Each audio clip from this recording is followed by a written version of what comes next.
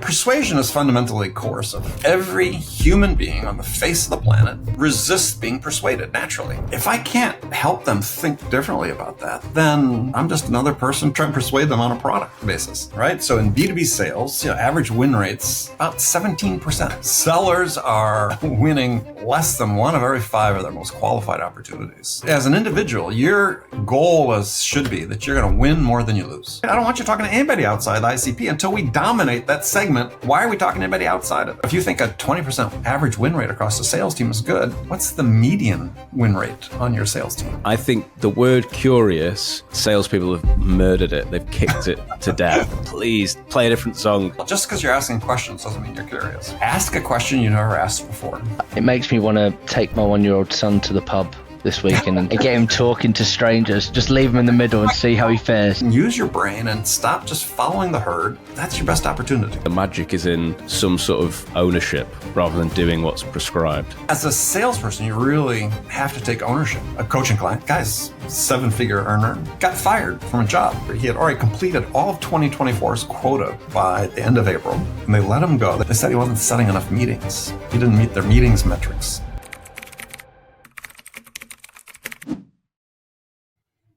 Andy Paul, welcome to the podcast.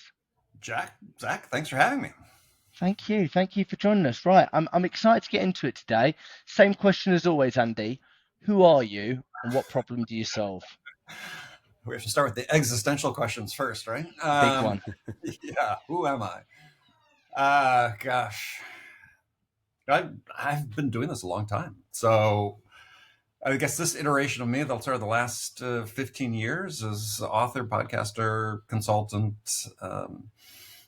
work with companies of all sizes, really on, not surprisingly for people who follow me, is being effective.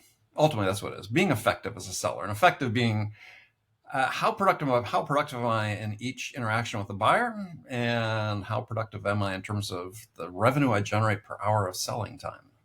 So nice. It's just, if you can nail those, and my podcast called the Win Rate Podcast, I would say that's the show of whether you're being effective and productive is what's your win rate. So let's go a bit deeper, and I'm going to ask you some challenging questions on this podcast, Andy. So be prepared. What when you think of your skill set, and maybe when you think about getting into sales, what attributes do you think that you have had throughout your life that have made you good at what you do now? I think it's a couple of things. One is obviously curiosity. Yeah, I wrote in one of my books, I graduated from college with no discernible skills except an insatiable curiosity and a competitive streak a mile wide. So I think curiosity and being competitive is really important because, yes, I'm trying to serve the buyer as best I can, but I'm there to compete and win. And so those two I think are very important. And I think the third thing that and there's a number of things, but the third attribute is critical thinking. And I think this is one thing that we've seen a dramatic decrease in among sellers in the last 10, 15, 20 years, due in large measure to sort of the sales tech revolution that's happened at the same time, which is given sellers and sales leaders sort of this idea is that, well, we just, buyers just inputs into a process and we just execute the process. We really don't have to think about it. At the end, we're going to yield a certain amount of wins out of this. And hey, it hasn't worked that way, and it doesn't work that way, and it's not going to work that way. You have to go into every selling opportunity with an open mind as to what this buyer is trying to accomplish, who they are as individuals, what they care about. I mean, you have to think critically and deeply about this opportunity, and not just as I said, an input into a process. And hey, you're in my ICP, thus you're just like everybody else, which is not the case. Nice to meet you, Andy. I didn't get to say hello up top. Yeah. Hi, Zach. So you talk a lot about selling without selling, and it caught my eye, and I thought, what does that mean? Well, it's sell without selling out is the name of the book. And so what that really meant is just really what I just talked about is say, look, you have a choice as a salesperson. You can said, follow the process. This is our script. This is our playbook. This is how we do things. And for the overwhelming majority of companies, the way they do things is crap and not very good. And you just see it in win rate data, right? So in B2B sales, average win rates are about 17%, meaning sellers are winning less than 1 of every 5 of their most qualified opportunities. There's no way that should be the case for, as an individual, your goal should be that you're going to win more than you lose. Full stop. And, there's a way to accomplish that. And if you look at those who are historically top performers, and I've, done 1,300 episodes of my podcasts over the years and talked to a lot of top sellers, and hey, their career win rates are all well in excess of 50%. Well, so what are they doing differently? Well, what they're doing is the things I talked about before. They show up, they're curious, they care about the people, they just use their critical thinking skills to really understand what things that are most important to the buyer. And then they understand that the goal is not to persuade somebody to buy their product. The goal is to help that person make a decision to make a change in their business. And so what we've lost to some really large extent, and so it gets to selling out, is it's all become about persuasion, right? I call it 3P selling: pitch, push, persuade. I mean, if you ask most sellers, they think that's what their job is. And it's not. The job is to help a buyer make the decision to make a change in their business, right? That's what the act of purchasing a product or service is. So you're making a change in your business. Well, that's the approach I took, and I learned early in my career is, from a mentor I'm very grateful for. It's like, oh yeah, that's the job. And if I can help somebody make that decision to make a change, well, when they decide who they want to work with in terms of a vendor, they're much more likely to choose me if that's the case, if I help them do that. And so we have this challenge where sales was sort of trending down that trail, but then with the sales tech revolution and becoming all about the process and the technology, it's like, everybody sort of got away from that. And now it's just about doing more, right? More activity. You look at LinkedIn, everybody's obsessed about pipeline. It's like, hey, folks, if your win rates are below 20%, the problem is not pipeline. The problem is your sales execution. Interesting. I want to pick on, there's loads of different tangents we could go on from what you just said, Sure. but one that I want to pick on is persuasion. Yeah. So do you think, in your experience and from all the different people you spoke to, it's possible to persuade someone? Sure. I mean, possible, not highly probable. I mean, it does happen, obviously. But what I want sellers to look at is the difference between persuasion and influence. And I wrote about this in my book, Sell Without Selling Out. Is, persuasion is fundamentally coercive, right? And you can look up the definitions of it and so on. And there was a book called The Catalyst, written by a professor from University of Pennsylvania, Wharton Business School, Jonah Berger, and I had him on my podcast. And this book was about persuasion. And one of the things that he wrote about in the book, and we didn't necessarily see eye to eye on all this stuff, but one of the things he wrote about in the book was every human being on the face of the planet resists being persuaded naturally. What he calls persuasion reactance. Everybody reacts negatively to somebody trying to persuade them. So it's like, well, so why do we spend, if that's the case, why do we spend billions of dollars trying to train sellers to become better persuaders? I think that the alternate route, and the one that I've used and that I teach, is that we're trying to influence what the buyer's decision is going to be. Influence is we're going to work with them to help them define what the problems and challenges are that they face. We're not going to discover their requirements. We're going to help them define what the requirements are, what the obstacles to making a change are in their business, help them define what the opportunities that would result from resolving those challenges, overcoming those obstacles, and help them define the outcomes they want to achieve by doing that. Now, if I can help them do that, then I'm going to influence what it is they think that they're going to purchase at the end of the day and who they're going to buy it from. And that's a path to success and consistent success if you can do that. And again, this is what top sellers do. So when you were talking earlier, Andy, you were making me think of a seesaw, and I'll tell you why. Because you were talking about serving the customer, which is sales. Selling is to serve. But you also talk about, actually, I think the phrase was, but I have got this competitive nature, and I want to win. So it's this win rate, which for me, I've got my own thoughts, and I could give you an argument on it, and we'd probably end up on the same sort. But it is a bit of a seesaw that kind of goes against each other. So how do you, where are some of the barriers that people come across? Because what I don't want is commission breath. No, you don't. Ask somebody why. Anybody who's been successful in sales, and you ask them, why have you stayed in sales throughout your entire career? And one of the answers, or one part of the answer you're going to receive is, well, I've truly enjoyed helping my buyers, my customers, achieve things that are important to them.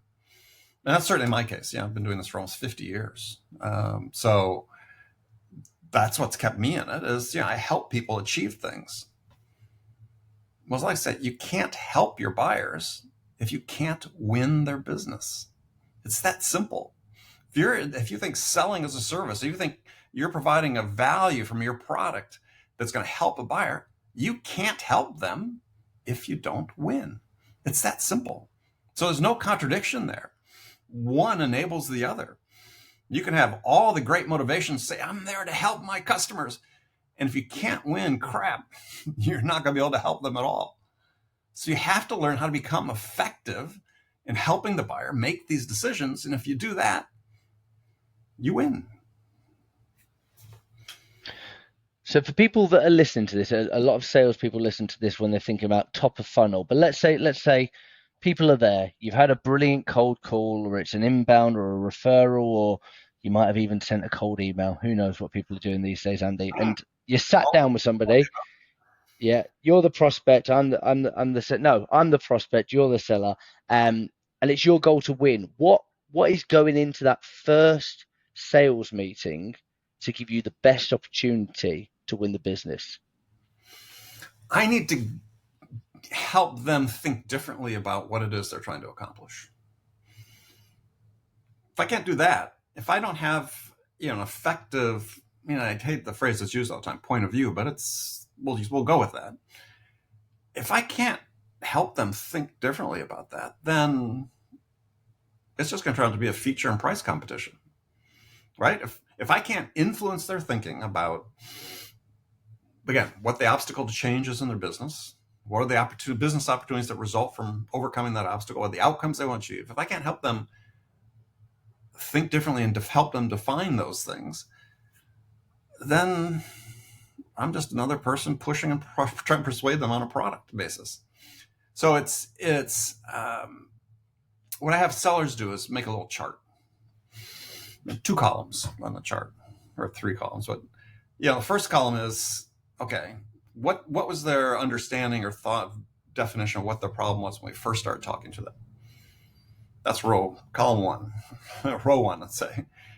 And then you want to put, okay, where are they now in their definition of what the problem is? Do the second row is the opportunity. What was their vision of the opportunity business opportunity they could seize by fixing this problem or challenge? And second column is, where is it now, right? If there's no gap between that, if you haven't helped them move off their initial thinking about what it is they thought the problem was and what they could achieve by changing, you're just going to end up selling on features and price. But if you've helped them move that definition, then you've influenced their thinking about that, and their perspective of you as a vendor shifts. You're not just there as a seller, you're there actually helping them make this decision. Beautifully put. I love that. Can we get people to think deeper first? And I think it goes back to your point on persuasion, that then is someone starting to persuade themselves rather than being pushed. So I love that. Yeah. Well, that's why I said is let's draw the distinction between, and we really need sellers to reframe this idea of what they're trying to do from discovery of what the requirements are to defining what the requirements are.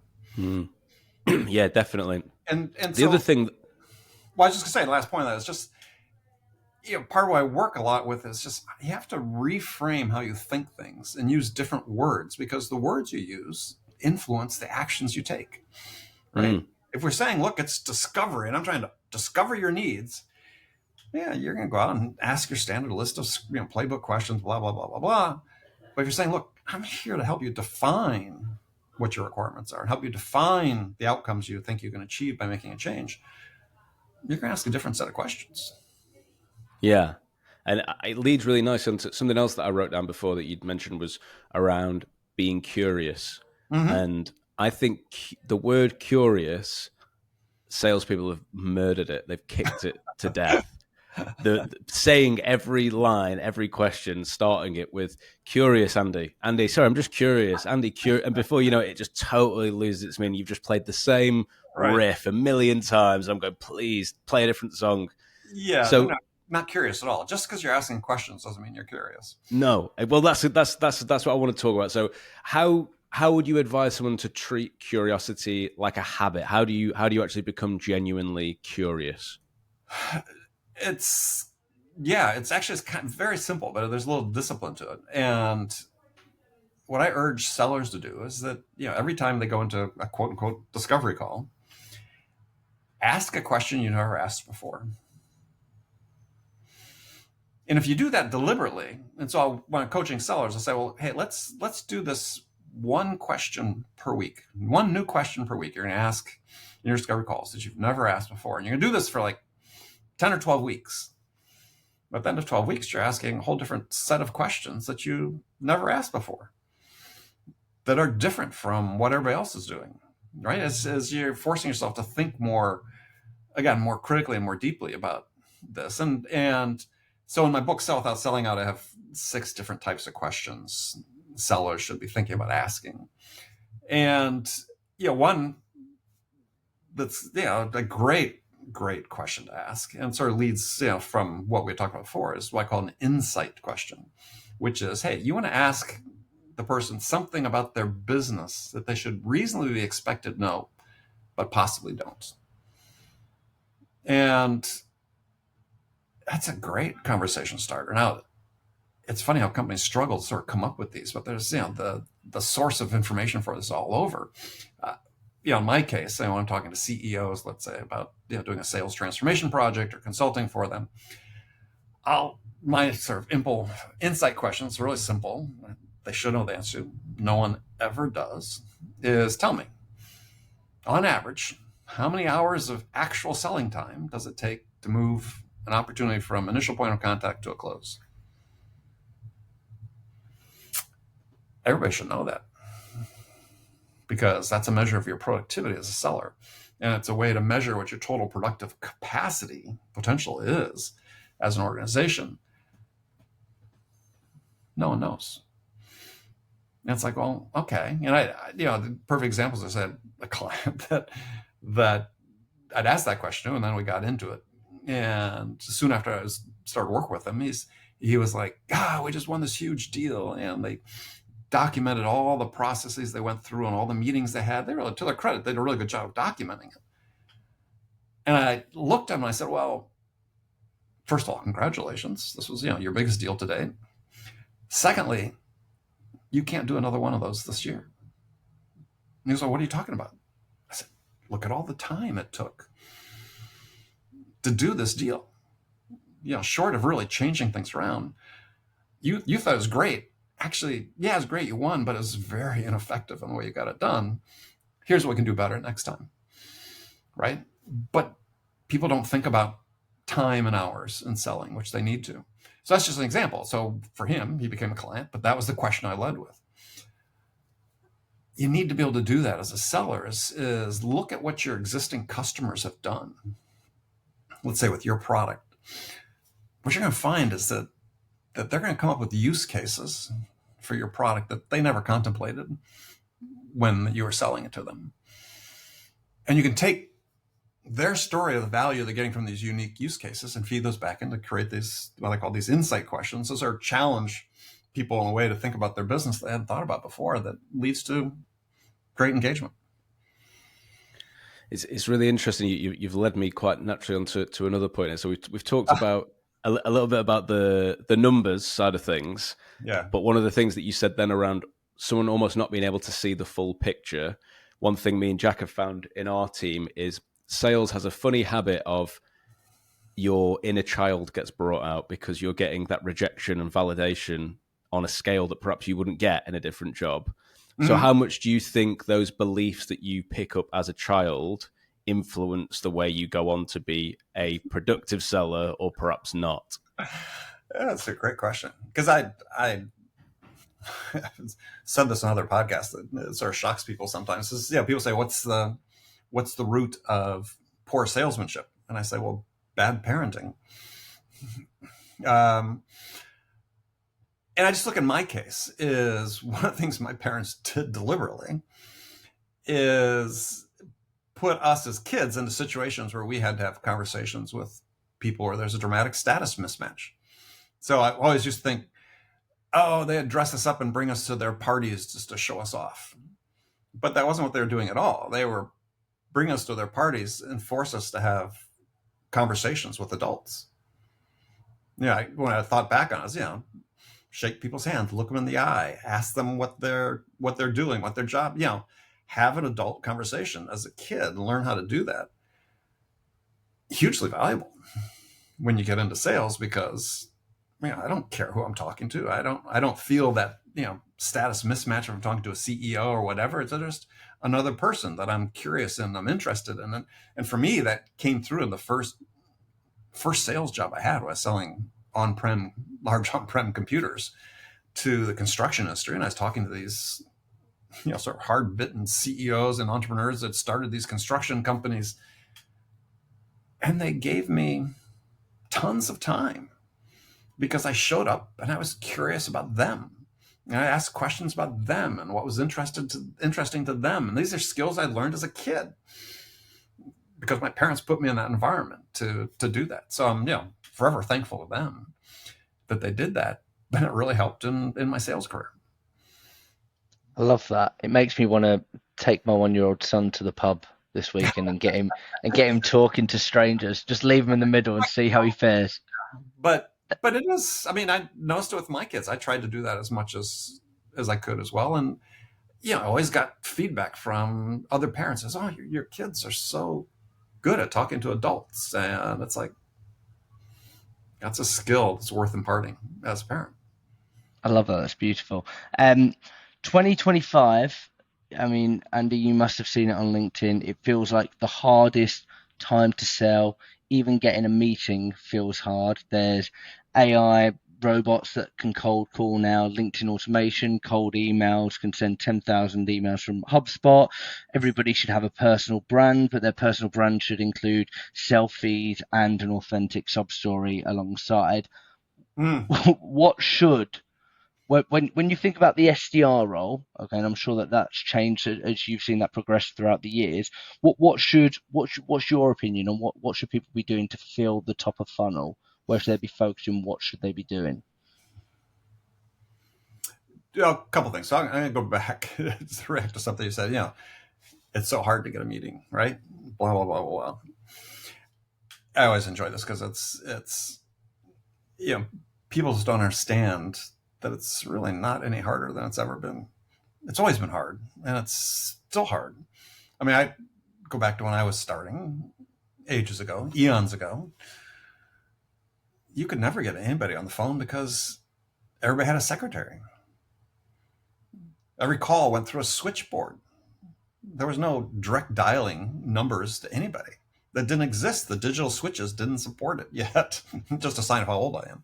But the fact is that we had to be creative because we could never talk to anybody on the phone because they had everybody screening their calls.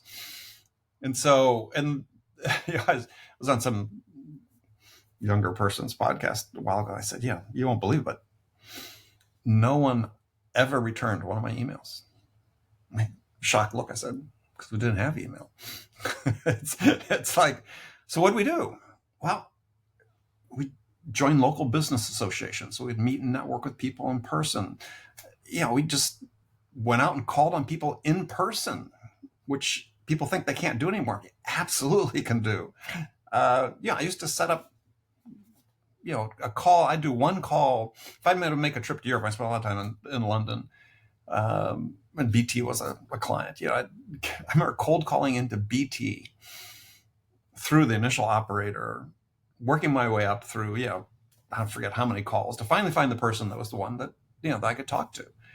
It just took persistence. And then once I got there, then, had that meeting. We met other people. I went to a local meetup that was sort of there about people in the business I was in. Is get back out in person and make contact with folks.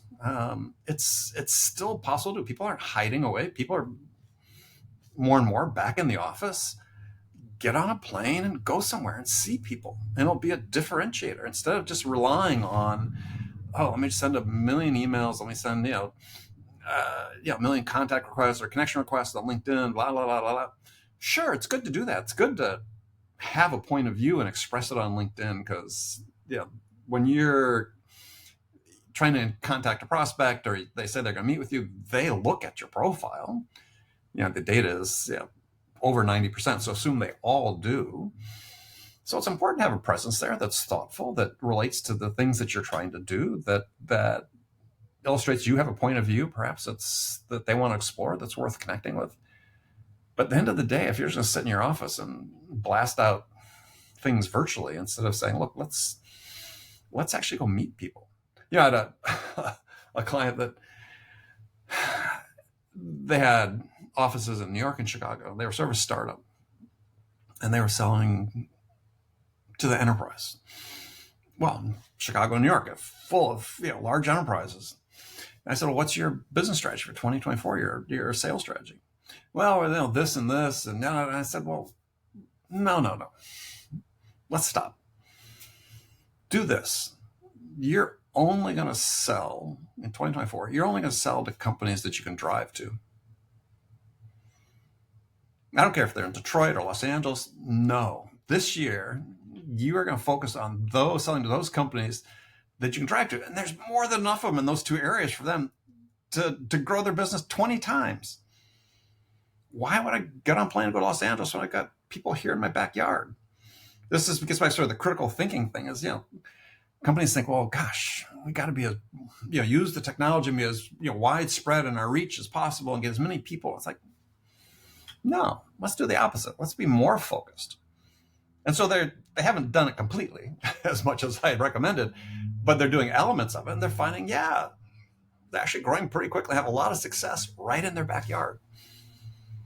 I mean, you just have to be a little more creative and how you're going to do things.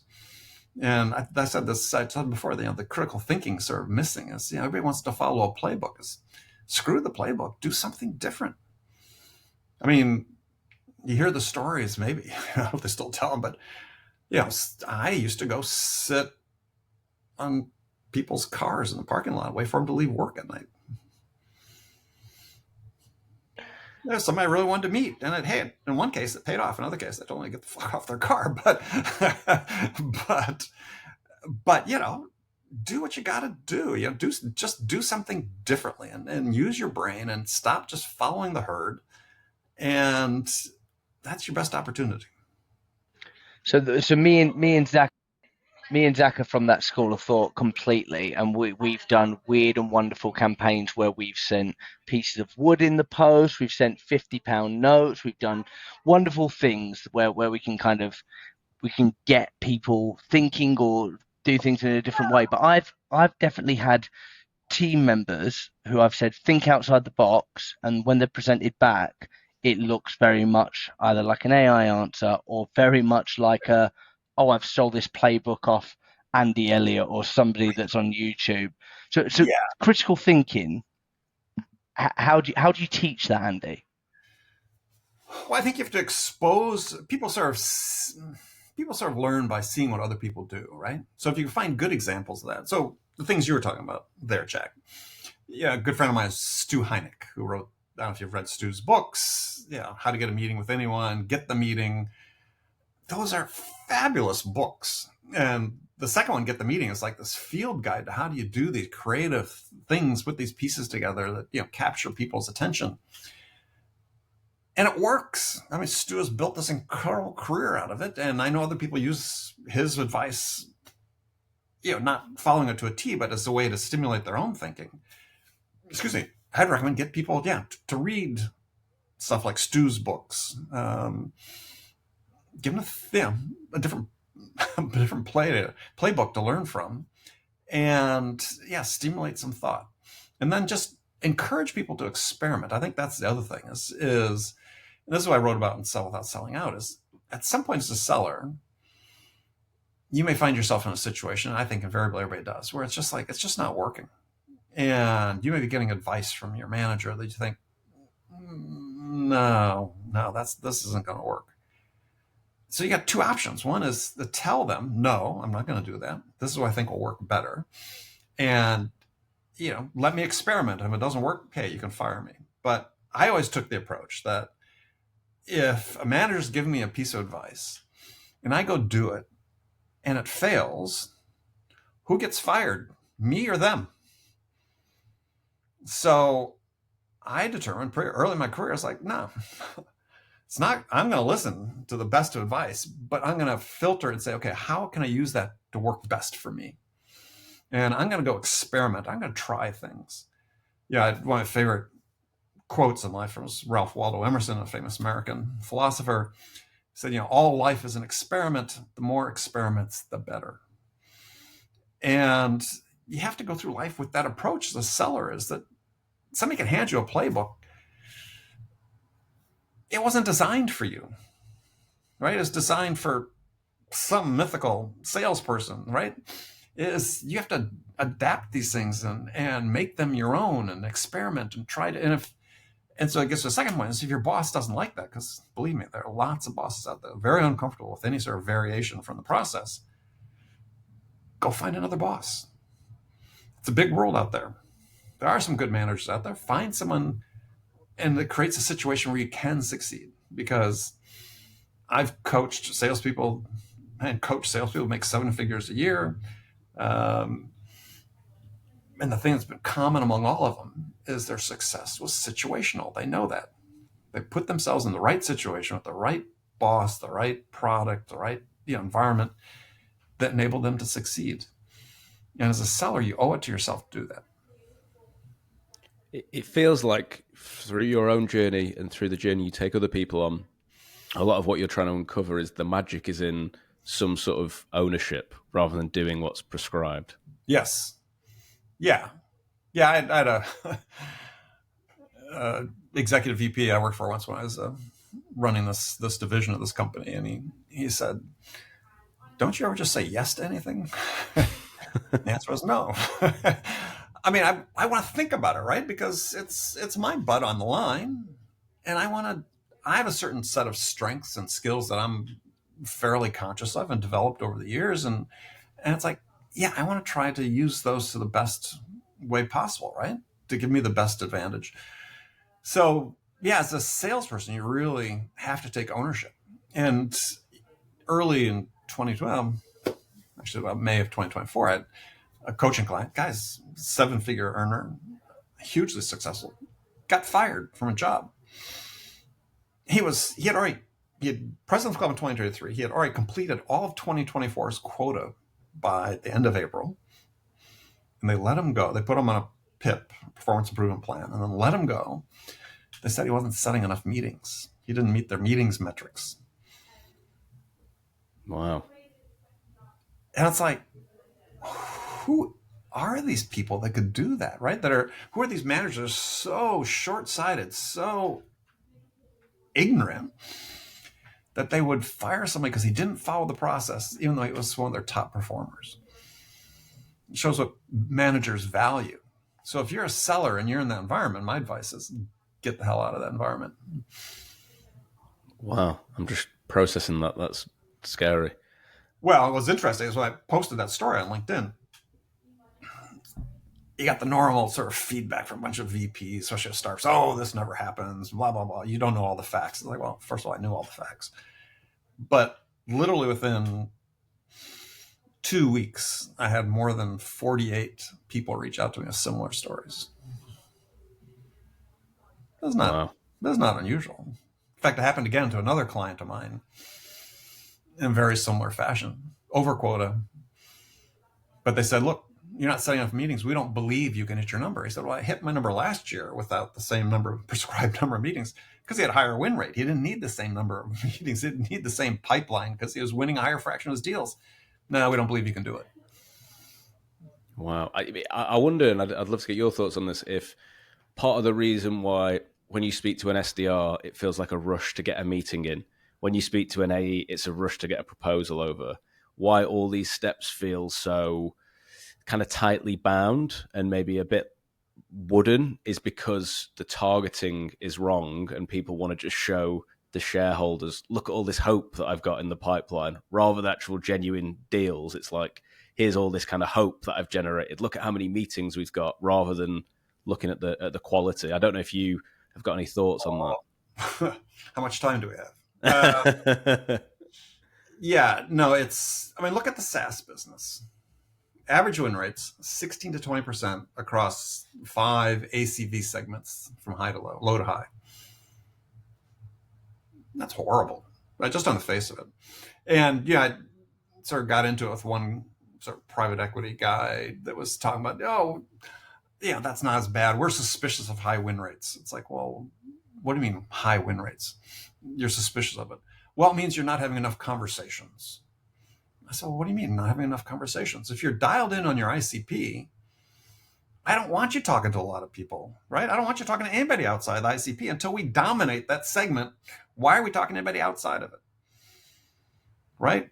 And it's and then I said, plus, if you think a 20% average win rate across the sales team is good, tell me this.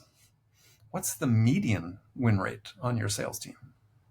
If you have a 20-person sales team with a 20% average win rate across the team, assuming a normal distribution of sellers with a few high-end, top performers, sort of middle, and then a bunch of people at the bottom, your median win rate is going to be about 12%. I've run the numbers a few times on it. I mean, 50% of your sellers, you have a 20-person sales team at an average 20% win rate. 50% of your sellers are barely winning 1 of every 10 of the most qualified opportunities. What is good about that?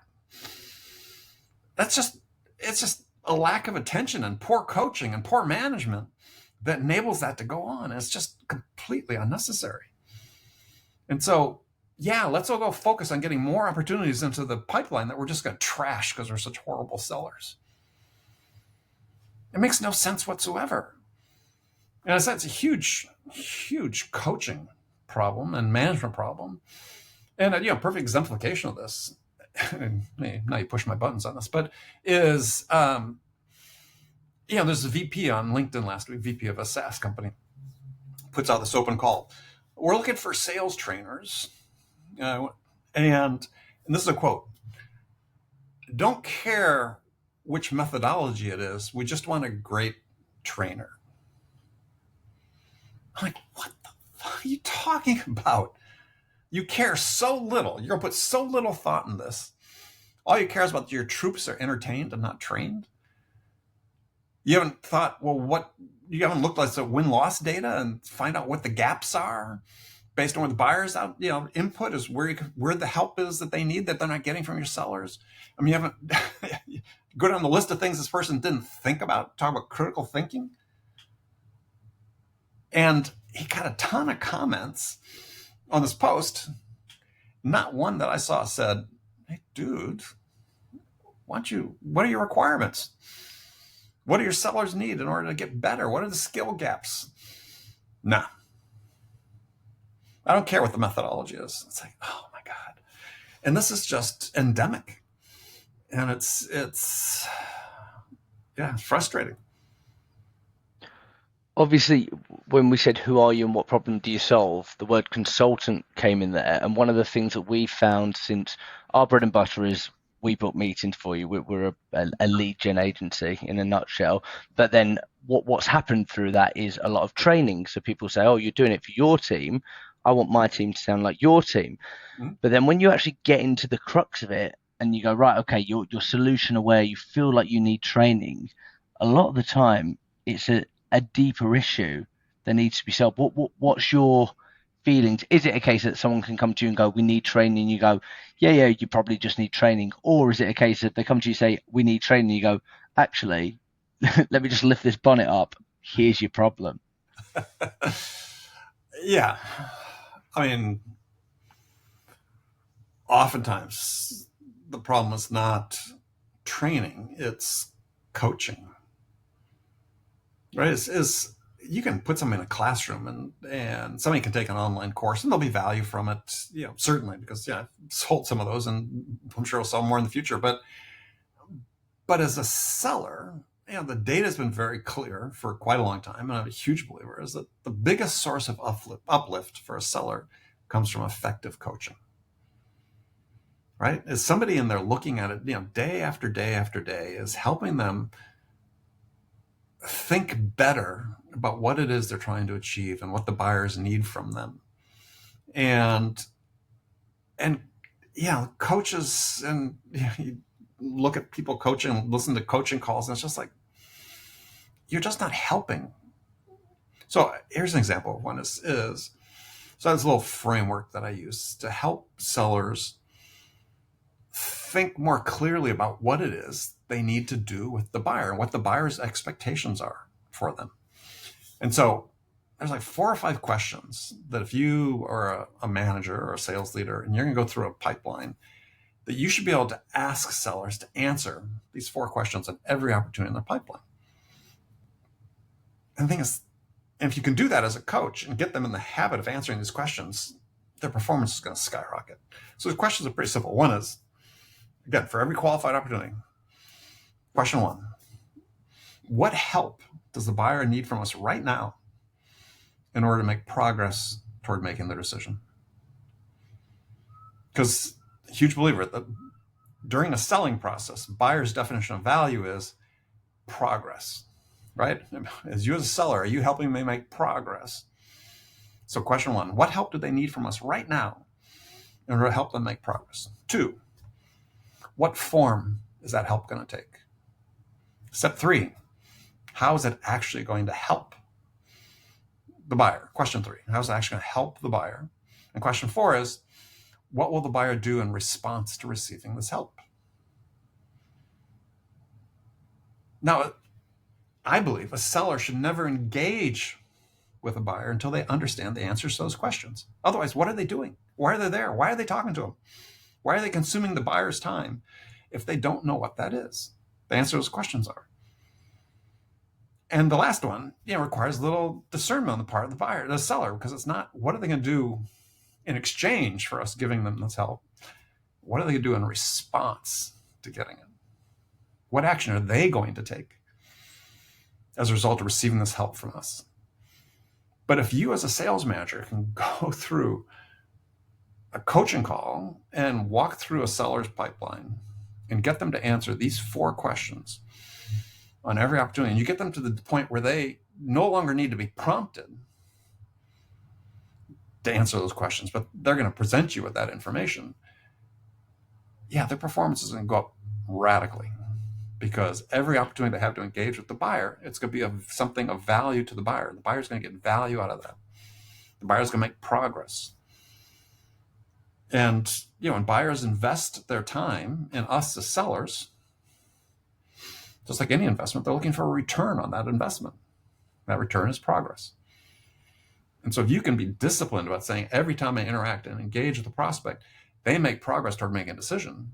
When they have to make their selection about which vendor they want to work with, which vendor they trust to be able to help them achieve their most, desired outcomes, who are they going to choose? The one that wasted all their time, or the one that helped them effectively move through and make a change decision? Andy, I've absolutely loved this conversation. It's conversations like this, and we have a lot of people on the podcast, but this conversation especially, it reminds me that I'm proud and lucky to work in sales, and I think like having someone like yourself talk about it so passionately is beautiful. Let me ask you one last question before we let you go. I guess it's 2025. we run a business on cold calling. For Mhm. anybody that's listening to this, we have a lot of young people that are picking up the phones and listen to this for tips and tricks. What advice would you give to anybody that it might be their first sales job and they are picking up the phones for the first time? Just Don't do do it. it. No, just, well, there could be that, but yeah, just do it. I mean, we all, my apprenticeship period was different than today. I mean, yeah, I made cold calls on the phone, but I was mostly in the field making them in person. I was making 30 to 40 cold calls a day in person. And, you know, I'd argue that took a little thicker skin because when people tell you to go away in person, that's very different than when they do it on the phone. Um, but you just have to be persistent. I mean, there were days, the first few weeks when I was out in the field after I'd gone to sales training, come back out, given a territory, and I'm cold calling. It's like one of my favorite stories is I was in the San Francisco area, in Oakland, so across the bay from San Francisco, and so my territory is the East Bay area of the San Francisco Bay Area. And there was a major airport in Oakland International Airport. And on days when I was first few weeks, I was just fried from going out and making 20 calls in the morning and people kicked me out of their offices. I'd grab a sandwich and I used to like to watch the planes land and take off at the end of the runway. And so one day I'm sitting there having a sandwich in my car and watching the planes. And then I notice, I think I've seen a lot of these cars here at other lunchtimes. And when I'm pulling out, I'm driving down, looking at all the people sitting in their cars. They were all just like me. This was a time when we all wore 3-piece suits and white shirts and red ties. They were all dressed just like me, men and women, all dressed like me, all my age. It's like, oh yeah, this is where we all go. And we're burned out from cold calling. But you just have to persist. And yeah, for me, I started doing things differently, right? I said, okay, I can go beat myself up over this, but there's got to be a better way. And there was a guy in the office that was doing something sort of similar to what I ended up doing, which was, I said, okay, what I'm going to do instead is I was selling to the construction industry and selling these mini computers. There was nothing mini about them, right? They filled a room with iron. And I said, well, what if instead of going out cold calling, I'm going to hold a seminar in my branch office every Wednesday. So what I did is I started on a schedule. I'd send out 20 postcards, handwritten postcards to CEOs, inviting them to this seminar I was holding on construction job cost accounting, which is always their hot button in my branch. Come, they'd see a demonstration of the latest tool, and then I would just follow up like mad, right? And I knew that if I could get 2-3 people in every week, I was going to get at least one prospect. And it sort of worked that way. And so after sort of this initial couple months of just beating my head against the wall, it's like, I think there's a better way. And I started defaulting to this. A guy in the office who I'd learned from was doing something similar, not quite the same, but it was like, that's what you got to do, learn and then experiment. And yeah, first year, President's Club, second year, President's Club, using this methodology. No one else is doing it. It's like, and then, as we moved into the digital age, I've got clients that are using a very similar thing, doing webinars, right? And I have a client that actually still does physical seminars. They do them, their products such, they do it around the country in various locales, getting people to come to an event, hugely effective today, hugely effective getting people. And so they run a series of in-person seminars around the country. It's different. Who's doing it? You don't hear about that many people doing it. But for me, doing something different, which, was not ideal in the eyes of my managers initially, but to their credit, they said, sure, try it. I love that. It's inspirational. When others zig, you have to zag. Andy, thanks so much. If people want to work with you, they want to get you in to ask lots and lots of squirmy questions, where can they find you? How can they get in touch with you? The best way is LinkedIn. Connect with me on LinkedIn and message me there, or email Andy@andypaul.com. Beautiful. Thank you so much, Andy. Thanks, Andy.